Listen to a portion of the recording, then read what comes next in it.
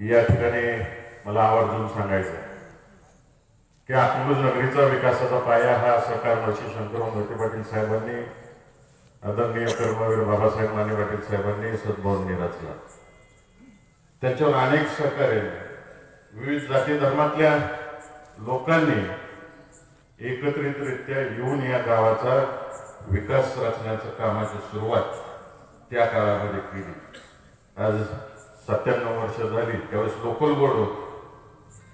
तेव्हा बापूजी ओढा असतील, गोंडी बापुले असतील, एकत्र मामा असतील, देवा मामा असतील,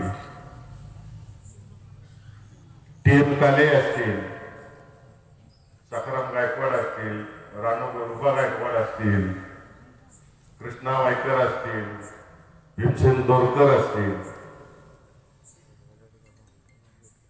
माणिकलाल शेट्टी असतील, रेणतुल्ला शेख असतील, शमशेरबाई असतील, मागाशी भाषणामध्ये ज्यांचा उल्लेख झाला, मोठा बाबू आणि छोटा बाबू, तात्या गवळींचे वडील असतील, नाना गवळे असतील, वसंत भटपटे असतील, यल्लप्पा काळे असतील, भास्कर काळे असतील, भीमा चेअरमन असेल, थोरात नाना असेल, कमरुद्दीन काजी असतील, नारायण देशपांडे असतील, या सगळ्यांनी या तिघांच्या साक्षीनं सुरुवात केली. नंतर मोठे दादांना साथ दिली, नंतर बाळदादांना साथ दिली. अकलूजचा विकास करत असताना कायम नेते मंडळींनी दूरदृष्टी ठेवली आणि जे काही 25 वर्ष पुढे आहे ते आणण्याचा प्रयत्न आपल्या गावामध्ये कायम केला. मगाशी भाषण करताना या ठिकाणी सांगितलं की 1972 साली की अकलूज वाढणार आहे, व्यापारीकरण होणार आहे कारखान्यामुळे, त्यामुळे गावाला टाउन प्लॅन लागू झाला पाहिजे म्हणून आदरणीय सरकार महर्षींनी, मोठे दादांनी या ठिकाणी टाउन प्लॅन आणला. त्यानंतर आदरणीय बाळदादांनी आपल्या ऐतिहासिक किल्ल्याची भूमी आहे, त्याला इतिहास आहे, यादवकालीन इतिहास आहे, तो जपला पाहिजे. ज्या ठिकाणी आता गाव हागणदारीला जात होतं त्या किल्ल्याचं सुशोभीकरण केलं आणि त्या ठिकाणी ग्रामपंचायतच्या मालकीचा किल्ला बनवला. आज लाखो पर्यटक या किल्ल्याला भेट द्यायला येतात. एवढ्यावरच बाळदादा थांबले नाही. बाळदादांनी प्रत्येकाचे गुण घेरले इथे. तरुणांना काम मिळालं पाहिजे, हाताला रोजगार मिळाला पाहिजे म्हणून ज्या ज्या ठिकाणी शासकीय जागा होत्या, ग्रामपंचायत मालकीच्या जागा होत्या, काही गोष्टी जुन्या मी आवर्जून सांगतो. कारण का अलीकडे इंग्लिश भाषेमध्ये जेन झी म्हणतात, म्हणजे 18 ते 25 वयोगटातली जी मुलं आहेत, शाळेच्या वयाची जी मुलं आहेत, त्यांना हा जुना इतिहास माहीत नाही. आमच्या पिढीपर्यंत आम्ही बघितले बदलताना आपण, किंवा त्याच्या मागच्या पिढीनं पूर्ण बघितलेलं आहे. आज जर जुनी पाणी टाके महावीर पथावरची, त्या ठिकाणी सुरुवातीला आदरणीय दादांनी गाळे बांधले. सरकार महर्षींचा, कर्मवीर बाबासाहेब माने पाटलांचा पुतळा आहे, तिथं गाळे बांधले आणि बहुजन समाजातील मुलांना व्यवसाय करण्याची पहिली संधी कोणी दिली असेल तर ती बाळदादांनी दिली.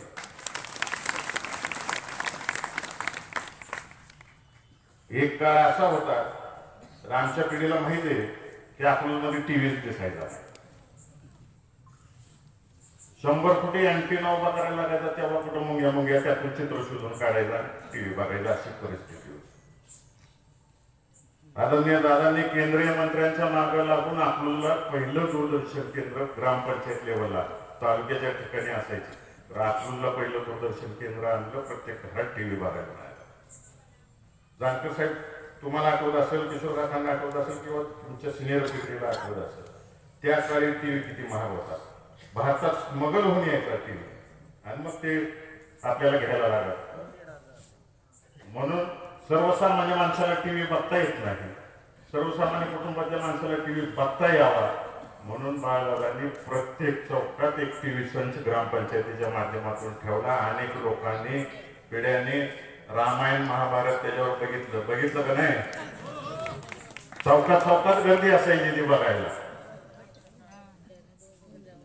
का तर श्रीमंत घरातली माणसं जर टीव्ही बघत असतील तर माझा सर्वसामान्य कुटुंबातला व्यक्तीने सुद्धा करमणूक का केली नाही पाहिजे, त्याचा वेळ का घालवला नाही पाहिजे, म्हणून ही सुविधा निर्माण करून दिली त्या काळात. जेव्हा या महाराष्ट्रामध्ये फक्त मुंबई आणि नागपूरमध्ये ऑलिम्पिक साईजचा स्विमिंग पूल होता, पुण्याला सुद्धा नव्हता, अजून सुद्धा सोलापूरला नाही, तेव्हा अकलूजमध्ये ऑलिम्पिक साईजचा स्विमिंग पूल केला का, तर माझ्या इथला खेळाडू निर्माण झाला पाहिजे, स्विमिंगपटू निर्माण झाले पाहिजे, हे बालदादांनी त्यावेळेस केलं. नॅशनल लेवलचा स्विमिंग पूल या ठिकाणी आणला.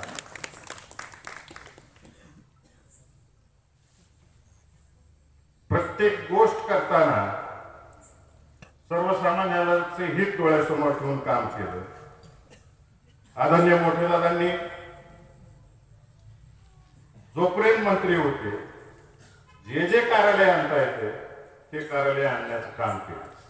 मग MSEBचं एक्झिक्युटिव्ह इंजिनियरचं कार्यालय असू द्या, PWDचं असू द्या, आपल्याला सिव्हिल कोर्टाची काही कामं असतील, प्रांत कार्यालयाची कामं असतील तर पंढरपूरला जायला लागत होतं. ते सगळं इथं अकलूजमध्ये निर्माण केलं.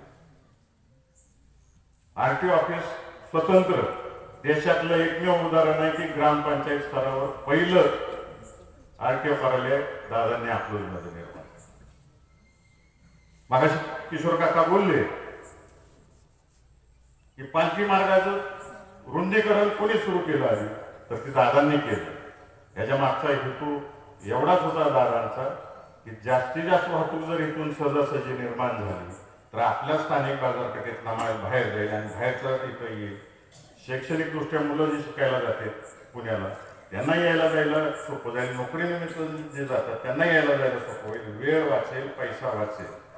प्रत्येक कार्यालय इथं का आणलं तर तुमचा पैसा वाचेल.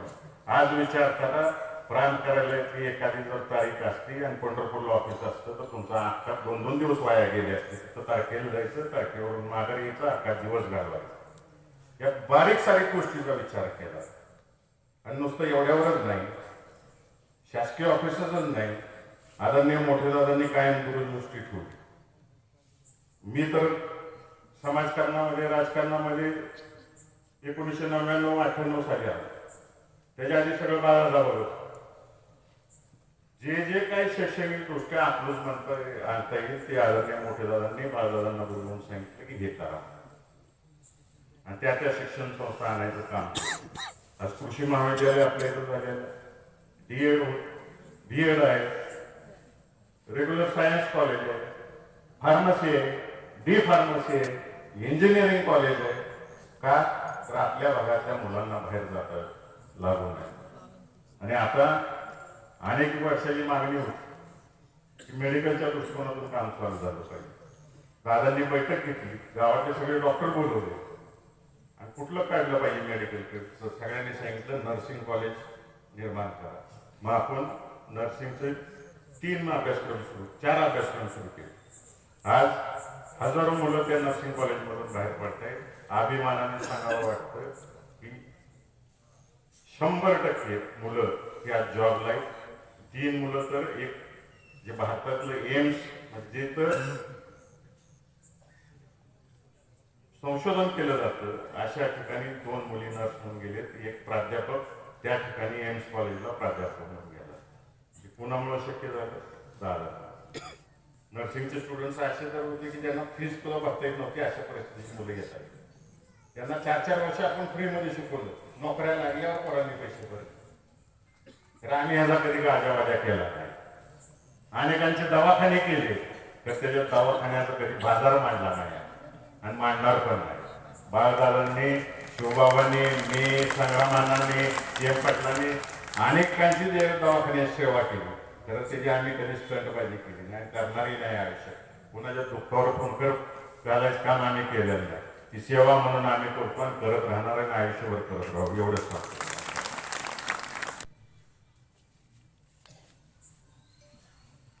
कशामुळे आली सगळी डॉक्टर मंडळी अकलूजमध्ये? प्रेम, सहकार्य, सगळ्या गोष्टीचं सहकार्य मिळतं या ठिकाणी. आज सुरक्षा आहे. जवळजवळ अकलूजमध्ये .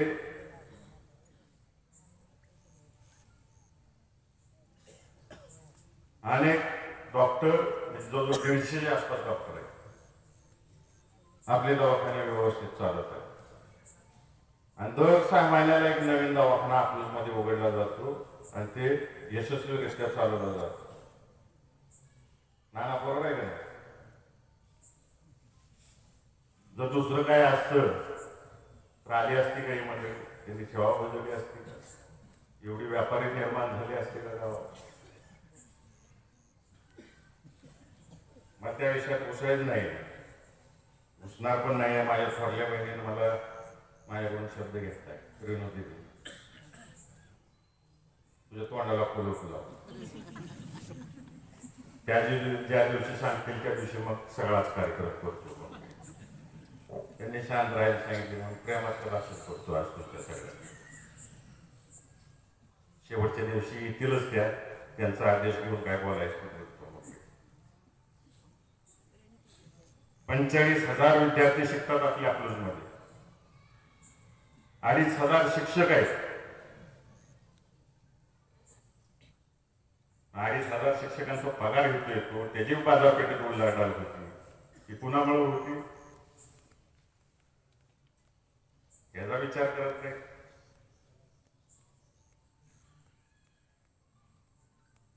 कारखान्याची उलाढाल होती. नुसतं शेतकऱ्यांचं पेमेंट 250 कोटी जाते. म्हणजे काय उलाढाल होत असेल आपल्या गावामध्ये. अकलूज मध्ये या जिल्ह्यात काम केलेले अनेक अधिकारी रिटायरमेंट नंतरचं सगळ्यात निवांत शहर कुठलं तर अकलूज म्हणून इथं प्लॉट घेतात आणि इथं राहतात आणि इथं आपल्या मुलांना शिक्षण देतात. इंदापूर तालुका असू दे, इकडं शेजारी माढा तालुका असू दे, मान मसवड तालुका असू दे, सांगोला तालुका असू दे, इथले अनेक व्यापारी अकलूज मध्ये येऊन स्थायिक झाले. आज सोन्या चांदीची दुकानं सगळ्यात जास्त कुठली मान तालुक्यातली आणि सांगोला तालुक्यातली आणि आटपाडी तालुक्यातली अकलूज मध्ये. जे कोण काय बोलतंय तसं असतं तर ही मंडळी आली असती काय? एवढी मोठी मोठी दुकानं फाटली असती काय? एक तर पंढरपूरचे मी त्यांच्या दुकानाचं उद्घाटन केलं तर ते इथं पंढरपूरमध्ये नसतात. 30 वर्ष झाले ते नेपाळमध्ये राहते. नेपाळमध्ये सोन्या चांदीचं दुकान आहे. त्यांनी पंढरपूर तालुका सोडून अकलूज निवडलं आणि अकलूज मध्ये दुकान टाकलं. काय टाकलं तर इथं सुरक्षितता आहे, हमी संरक्षणाची. इथं काय होणार नाही की नेपाळमध्ये बसलेल्या व्यापाऱ्याला कळतंय आणि इथले लोक काय तर बोलतात.